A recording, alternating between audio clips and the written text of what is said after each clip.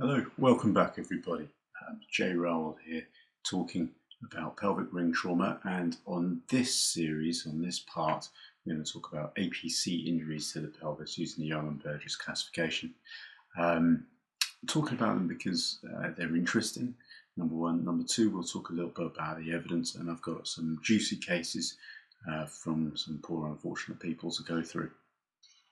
Okay, with my trusty pelvis here.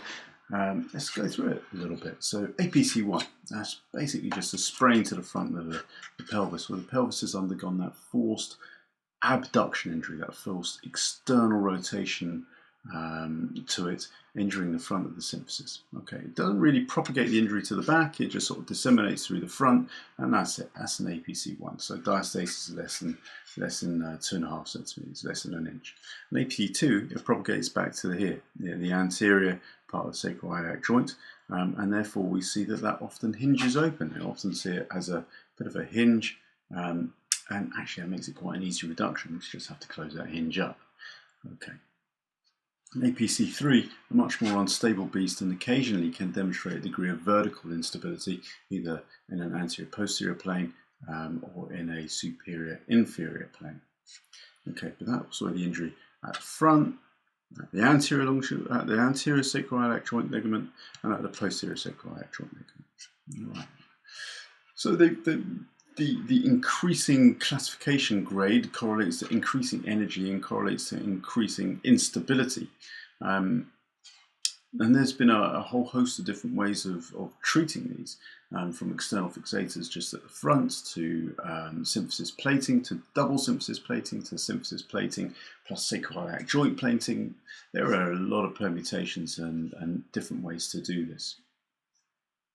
What I can say is there's some good evidence. Well, I say there's some good evidence, some good papers, some good evidence, and some good reviews out there for you to read. There was one by Frank et al., 2016 JBJS, which talks about basically the outcomes from their 100 or so cases that they had.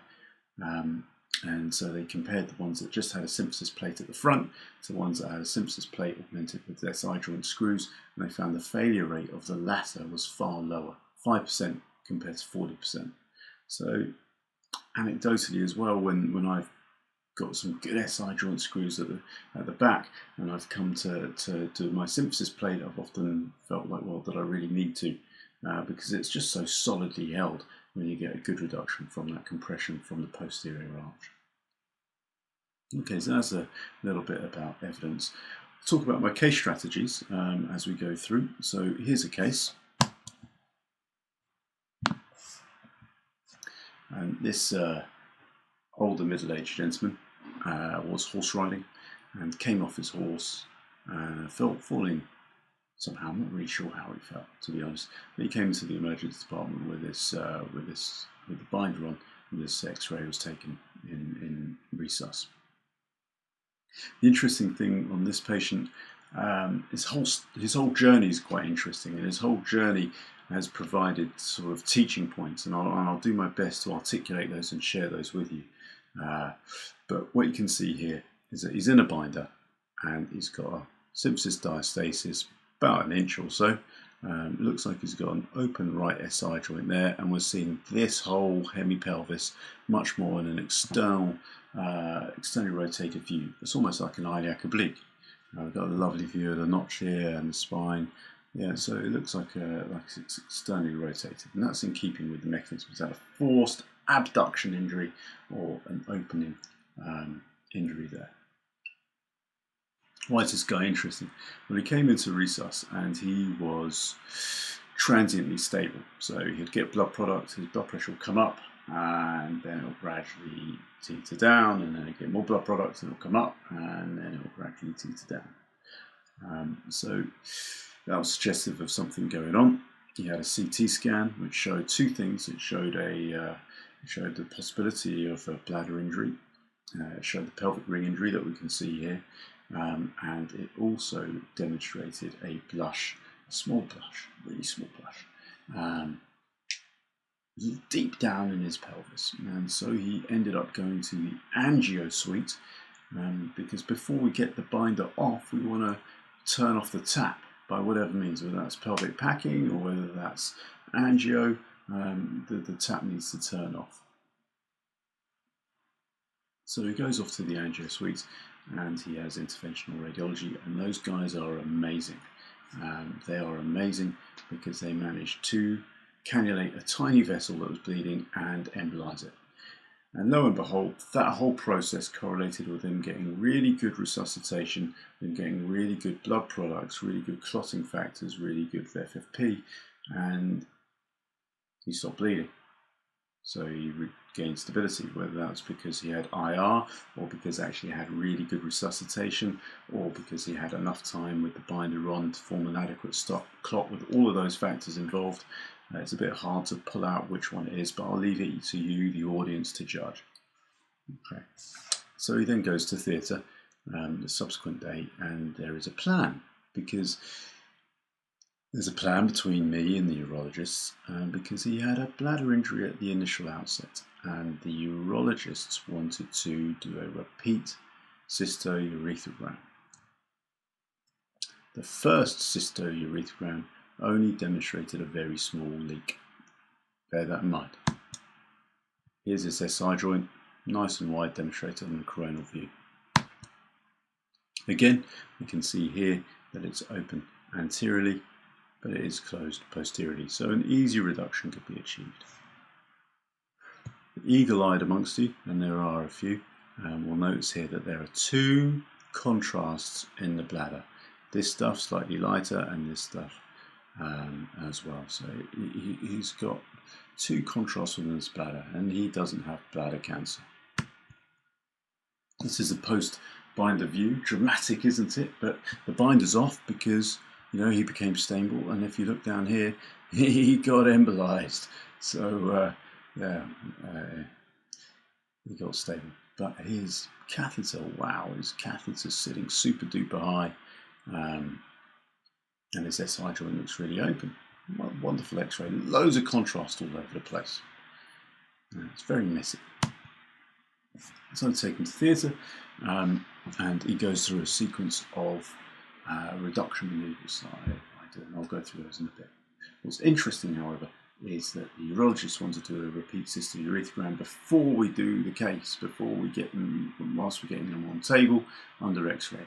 And I said, no, thanks. In fact, I was a bit cheeky in that I actually started the operation so that they couldn't do it by default. Because when you do a cystourethrogram, it fills up bladder, there's a leak, hang on a minute, there's contrast everywhere, and I can't discern out the frame, the sacral frame, and I really don't want to give this guy any sort of nerve injury, iatrogenic injury, and I need to do it in as safe as way as possible. So the cystourethrogram was important to be done either at a later stage, once I've got the SI guide wires in a good place and I'm happy with their position, then we can have a cystourethrogram.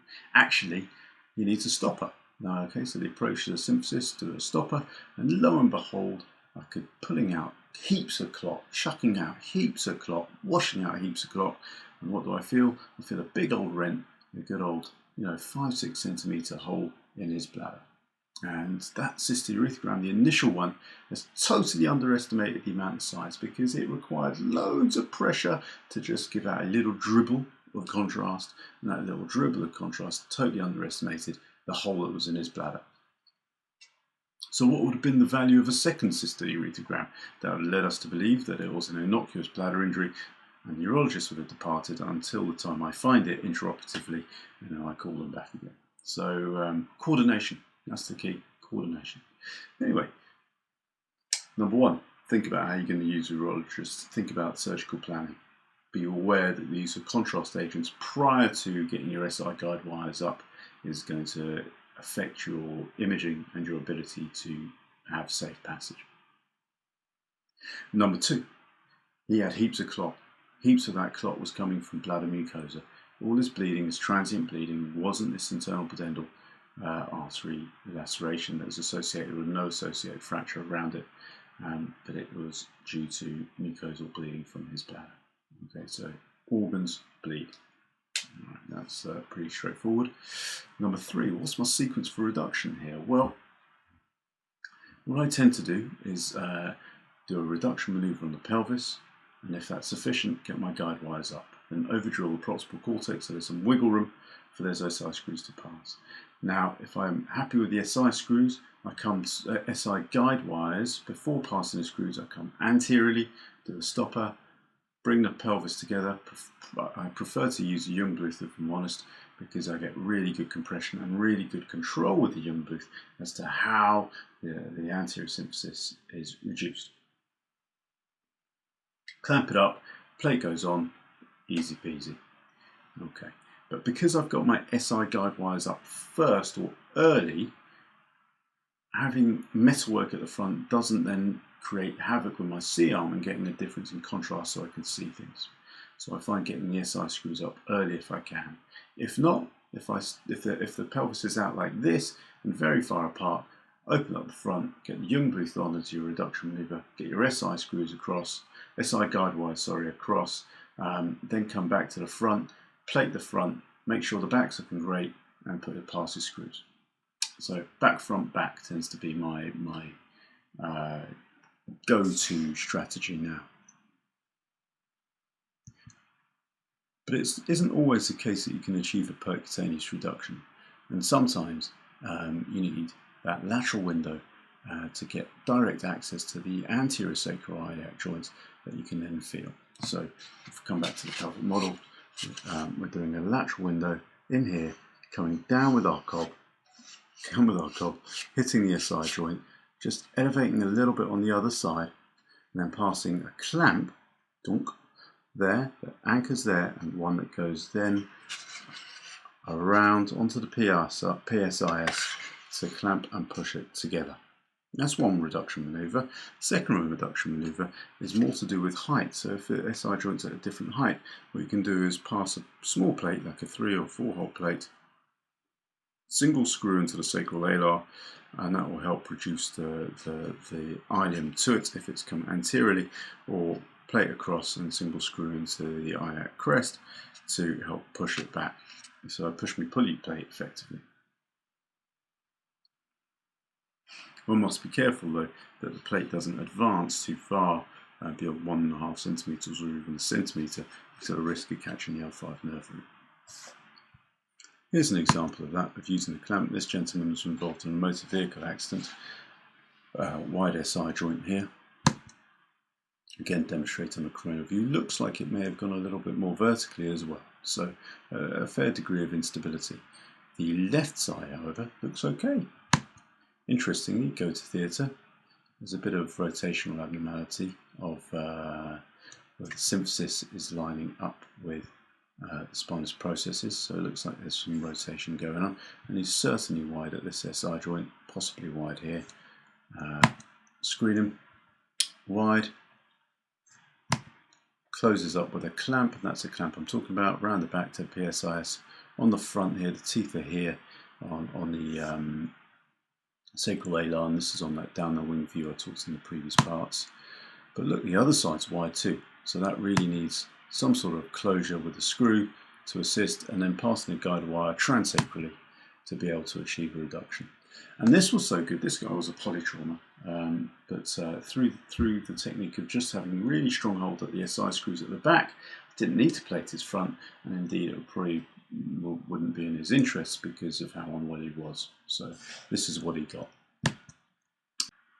Well, that concludes our brief discussion on APC injuries. We talked about pitfalls, talked about bleeding, we've talked about reduction manoeuvres, and we've talked about that push-me-pulley plate and the power of SI screws on their own to hold your reduction. All right, thank you very much.